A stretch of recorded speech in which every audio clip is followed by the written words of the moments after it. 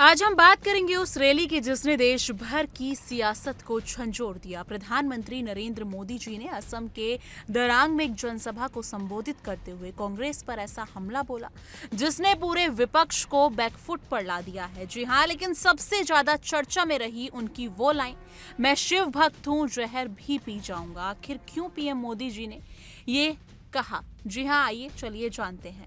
क्या वजह थी कि उन्हें अपनी दिवंगत मां हीराबेन का नाम इस मंच से लेना पड़ा, और क्या कांग्रेस वाकई में पाकिस्तान का एजेंडा चला रही है जैसा मोदी जी का आरोप है? दोस्तों, बिहार चुनाव प्रचार के दौरान कांग्रेस और आरजेडी के मंच से प्रधानमंत्री नरेंद्र मोदी और उनकी दिवंगत मां के खिलाफ आपत्तिजनक भाषा का इस्तेमाल किया गया। ये राजनीतिक हमले से कहीं आगे की बात थी। एक ऐसा हमला था जो किसी भी आम इंसान को अंदर तक चोट पहुंचा सकता है, और इसी का जवाब पीएम मोदी ने असम की धरती से दिया, भावनात्मक भी और रणनीतिक भी। प्रधानमंत्री नरेंद्र मोदी ने कहा कि वो भगवान शिव के भक्त हैं। उन्होंने कहा, मैं शिव भक्त हूँ, जहर भी पी जाऊंगा। ये एक बहुत बड़ा प्रतीकात्मक बयान था। भगवान शिव ने समुद्र मंथन के दौरान विष पिया था, और मोदी जी ने उसी से तुलना करते हुए कहा कि कांग्रेस नेताओं द्वारा बोले गए अपशब्दों का जहर भी वो पी जाएंगे। यानी वो राजनीतिक मर्यादा नहीं तोड़ेंगे लेकिन सह लेंगे। अब ये सिर्फ एक धार्मिक संदर्भ नहीं था, ये एक गहरी राजनीतिक रणनीति भी थी। मोदी जी ने इस बयान के जरिए न केवल अपने विरोधियों को जवाब दिया, बल्कि अपनी छवि एक धैर्यवान और संवेदनशील नेता की भी बनाई। और इस लाइन के बाद उन्होंने जो कहा वो और भी भावुक कर देने वाला था। मेरी जनता ही मेरा ईश्वर है, वही मेरा रिमोट कंट्रोल है। जी हाँ, उन्होंने ऐसा भी कहा।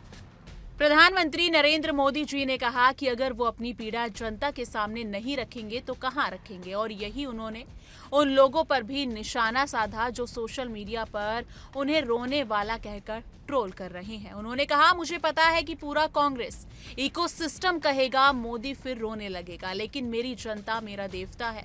ये सीधा कनेक्शन था नेता और जनता के बीच, बिना किसी पार्टी, परिवार या मीडिया के। अब बात करें उनके मुख्य राजनीतिक आरोपों की। पीएम मोदी ने कांग्रेस पर आरोप लगाया कि वो असम और पूरे पूर्वोत्तर भारत की दशकों तक अपेक्षा करती रही हैं।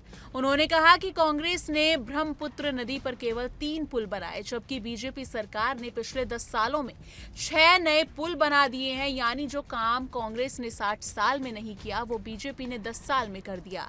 ये आंकड़ा ये एक प्रतीक है विकास और अपेक्षा की राजनीति का। इसके अलावा मोदी जी ने एक और बड़ा मुद्दा उठाया। भूपेन हजारिका को भारत रत्न दिए जाने पर कांग्रेस नेताओं ने टिप्पणी की। उन्होंने कहा कि असम के इस महान गायक और सांस्कृतिक आइकन को सम्मान देने के बजाय कांग्रेस ने उनका अपमान किया। यह बयान सीधे असम की अस्मिता से जुड़ता है। यानी बीजेपी पूर्वोत्तर की सांस्कृतिक पहचान को सम्मान देने का दावा कर रही है, जबकि कांग्रेस पर आरोप है कि वो उनके प्रतीकों को नजरअंदाज करती रही है। लेकिन असली हमला तब शुरू हुआ जब मोदी जी ने कांग्रेस पर पाकिस्तान का एजेंडा चलाने का आरोप लगाया। उन्होंने कहा कि जब भारतीय सेना आतंकवादियों के खिलाफ ऑपरेशन चलाती है, जैसे कि ऑपरेशन सिंदूर, तब कांग्रेस सवाल उठाती है और पाकिस्तान जैसी भाषा बोलती है। जी हाँ, उन्होंने कहा कि कांग्रेस को देश की सुरक्षा से ज्यादा चिंता वोट बैंक की है। यहाँ उन्होंने घुसपैठ का मुद्दा भी जोरों शोरों से उठाया। उनका कहना था कि कांग्रेस ने सत्ता में रहते हुए घुसपैठ को बढ़ावा दिया, और अब वो चाहती है कि यही घुसपैठिए भारत का भविष्य तय करे। उन्होंने उसे राष्ट्रीय सुरक्षा से जुड़ा सीधा खतरा बताया।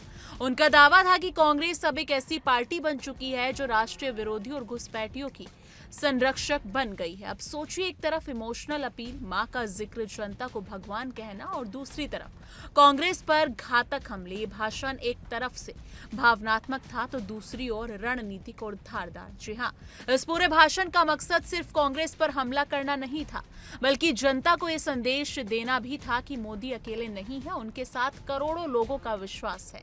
उन्होंने खुद को जनता से जोड़ा, एक ऐसे नेता जो मां के अपमान पर दुखी है लेकिन देश के लिए हर जहर पीने के लिए तैयार है। दोस्तों, इस पूरे भाषण में एक खास बात यह भी थी कि मोदी जी ने जनता को सिर्फ वोटर नहीं अपना भगवान बताया।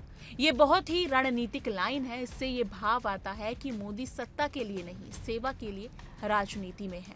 अब आप इससे सहमत हो या असहमत, लेकिन इतना तो तय है कि ये लाइनें केवल शब्द नहीं है, ये चुनावी नैरेटिव सेट करने की कोशिश है। तो सवाल उठता है, क्या जनता इस नैरेटिव को स्वीकार करेगी? क्या कांग्रेस ने वाकई में अपनी सीमाएं लांघ दी हैं? क्या घुसपैठ, पाकिस्तान और वोट बैंक की राजनीति पर पीएम मोदी के आरोप सही है? और सबसे अहम, क्या ये भाषण 2025 के चुनाव का एजेंडा तय कर रहा है? इस मुद्दे को लेकर आप क्या सोचते हैं? कमेंट सेक्शन में अपनी राय जरूर साझा कीजिएगा।